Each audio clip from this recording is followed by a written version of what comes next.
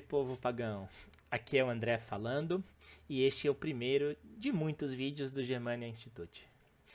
Acreditamos que muitos de vocês já nos conhecem e a estes agradecemos profundamente o apoio. Para os que não nos conhecem, somos um grupo de praticantes de paganismo germânico reconstrucionista. Mantemos um blog que atualmente é o maior portal de conteúdo em português sobre paganismo germânico. Além disso, também divulgamos esse mesmo conhecimento de uma forma mais condensada no nosso Instagram, além de, claro, da nossa prática do dia a dia da religiosidade germânica. Antes de começar o assunto do vídeo, vale uma breve introdução do que é o Germania Institute. Somos um grupo de 5 amigos que foram unidos pela fé e pelo estudo do paganismo germânico. Com o tempo, sentimos a necessidade de partilhar o fruto das nossas pesquisas com a comunidade, e com isto surgiu o projeto Germania Institute. Atualmente, os editores são o Abner, eu, o André Rieda, o André Fibes, o Diogo e o Leonardo. E o nosso objetivo é ajudar a comunidade brasileira a ter acesso a conteúdo de qualidade sobre o assunto, sempre unindo os seguintes pilares: pesquisas arqueológicas, visão de mundo dos antigos germânicos e, o mais importante deles, a prática religiosa. Apesar de não ser tema do vídeo, deixo aqui um artigo nosso sobre a diferença entre os tipos de paganismo germânico, o continental, o anglo-saxão e o nórdico. Eu vou colocar o link na descrição do vídeo para quem tiver interesse sobre esse assunto.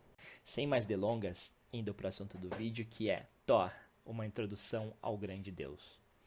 Famoso na cultura pop, adorado entre os diversos fãs de heavy metal, o deus das quintas-feiras, com seu principal símbolo, o martelo Mjolnir, portado com orgulho por todos os pagãos germânicos e nórdicos por aí. Certamente, Thor, o deus germânico do trovão e portador do martelo, é provavelmente a divindade mais famosa tanto do paganismo germânico quanto do nórdico. Essa fama também era realidade para os antigos povos germânicos. Thor, sem dúvidas, era uma das divindades principais, muitas vezes superando Odin. Thor é comumente caracterizado como um deus empunhando um martelo e é associado a relâmpagos, trovões, tempestades, força, proteção da humanidade e, principalmente, o combate aos gigantes, que vamos chamar de Jotnar. Mas seria Thor apenas um valentão com o único objetivo proteger os deuses da ameaça dos gigantes? Por qual motivo dessa divindade tão antiga ser tão popular até os dias de hoje? E ele era tão importante assim para os povos que praticavam essa antiga religião? Com essa breve introdução e com esses questionamentos, convido a você a me acompanhar numa análise do grande deus Donar. Então, quem de fato é Thor? E quais os problemas que a modernidade trouxe para a divindade? Certamente a fama moderna de Thor tem suas inegáveis vantagens. Graças a ela, o público tem conhecimento da existência do deus, ainda que de uma forma não tão correta, e mantém sua memória viva mesmo depois de mais de 1000 anos de cristianização dos povos germânicos. Muitas outras divindades pagãs não tiveram a mesma sorte e acabaram sendo esquecidas com o tempo.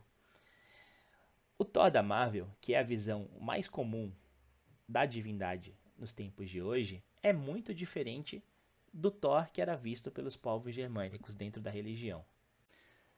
A diferença mais impactante, certamente, é que Thor não era loiro, mas sim ruivo. Essa característica é citada em diversas fontes antigas, sendo Thor conhecido até como o Vermelho. Além disso, Thor também não era apenas um guerreiro acéfalo que vivia procurando combates, como é retratado na cultura pop e até mesmo nas Eddas. Os papéis e áreas de influência de Thor eram muito maiores que apenas as batalhas, mas questões como santificação de pessoas, eventos e objetos, cura e destruição da ignorância, proteção da terra e proteção da humanidade.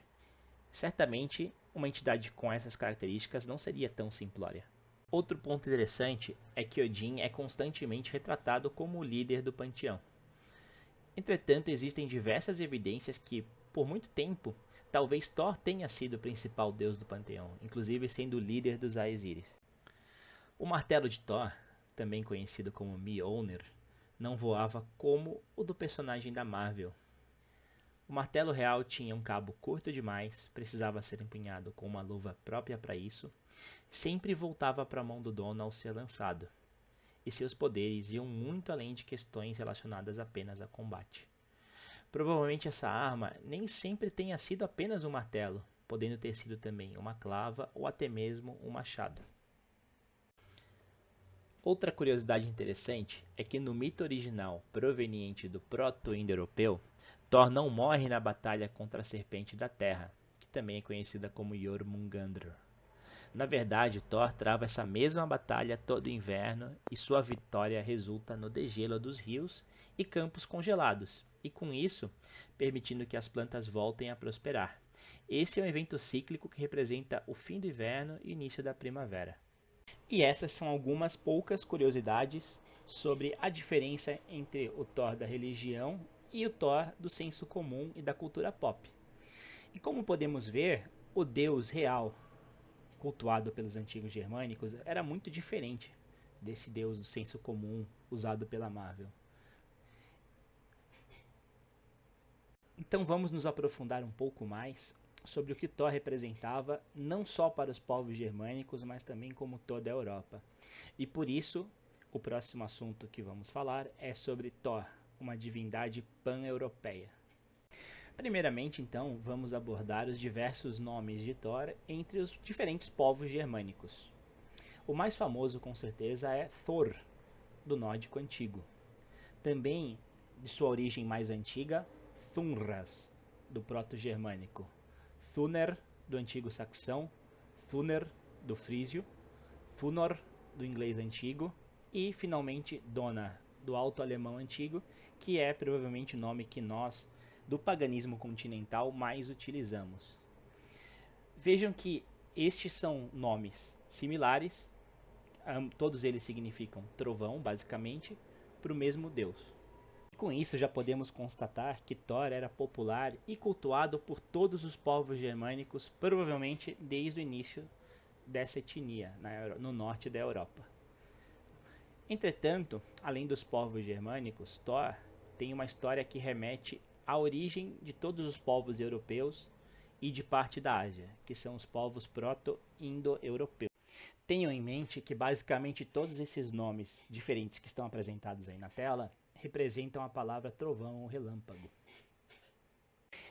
E com isso entramos num assunto muito interessante, que é a influência proto-indo-europeia nas religiões germânicas.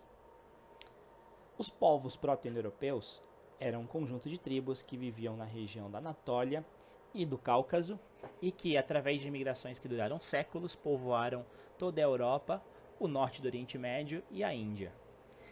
Desses povos, grandes outros povos nasceram, como os povos germânicos, os etruscos, os celtas, os gregos, os hindus, os persas, entre muitos outros. Já na religião desses povos, havia um deus que se chamava Perkunos, com um nome reconstruído através de evidências linguísticas das várias línguas modernas que derivaram do proto-indo-europeu. O nome desse deus chamava-se Deus do Trovão, Perkunos, e dele é fácil rastrear a origem do celta Taranis, do germânico, como citado, Tunras, que gerou o Thor e o Donar, do báltico e do eslavo Perun, e do védico, da religião hindu, Indra. Para deixar essa comparação ainda mais interessante, é de Perkunos o mito original do Deus do Trovão versus a Serpente da Terra, que, com a vitória do Deus do Trovão, as chuvas benéficas são liberadas através das glaciações provenientes do fim do inverno e, com isso, o fluxo dos rios volta a funcionar normalmente e as plantas, as plantações podem florescer, dando início ao fim da primavera/verão. Ou seja, o conto onde Thor derrota Jormungandr no poema Völuspá, nas Edas, tem uma origem muito mais antiga, anterior ao próprio deus Thor, pois é o conto do deus proto-indo-europeu chamado Perkunos. Vejam bem, não estou afirmando que Thor seja exatamente Pérconos, mas claramente é possível de rastrear sua origem desde Pérconos, passando por todos esses deuses do trovão até chegar no deus do trovão nórdico. Portanto, é seguro constatar que Thor é uma das mais antigas e importantes divindades de toda a Europa. Seu culto se espalhou por todo o continente europeu e até mesmo parte da Ásia, assumindo, obviamente, particularidades de cada região e povo. Certamente vamos explorar o tema de Pérconos e sua relação com Thor em outros vídeos, mas por agora vamos nos ater às características citadas e uma outra característica que vemos nas divindades proto-indo-europeias e não vemos na cognata nórdica, pelo menos na forma que é comumente descrito Thor, que é a questão de Thor ser o pai do céu ou o líder do panteão. E com isso chegamos ao fim da parte 1 do vídeo sobre Thor, uma introdução. Como esse é o primeiro vídeo que nós do Germania Institute estamos divulgando, obviamente sabemos que a qualidade do áudio e das imagens ainda não é a melhor possível, mas certamente vamos trabalhar para melhorar isso. De qualquer forma, se você gostou do conteúdo, deixe seu like, suas dúvidas no comentário, compartilhe com seus amigos e também procure nas nossas redes sociais, no Instagram, no nosso blog e também no nosso grupo do WhatsApp. Obrigado mais uma vez e que o grande Dona nos traga muita saúde e força.